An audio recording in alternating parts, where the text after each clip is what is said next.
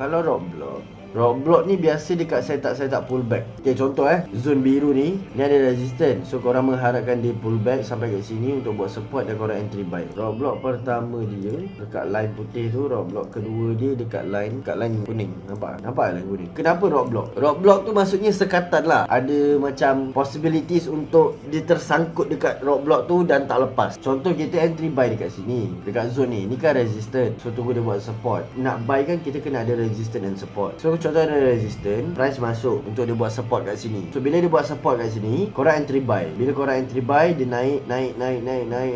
Roadblock pertama dekat line putih ni. Sebab apa? Sebab kat sini ada zone support. Takut apa? Roadblock kan nasib-nasib. Ada orang lepas, ada orang tak lepas. Yang tak lepas tu sebab bila support become resistance jadi apa? Sell. Betul. So mungkin kalau nasib tak baik, dia respect support ni, dia buat resistance, so dia patah balik. So kadang-kadang ada orang dia nampak setup tu risiko. Dia rasa macam okey lah, ini dah sampai dekat roadblock pertama ni, so collect je dulu. Dia tetap in profit, cuma ada roadblock. Bernasib baik dia lepas dan naik lagi. Itu cuma roadblock, bukannya halangan. Faham tak?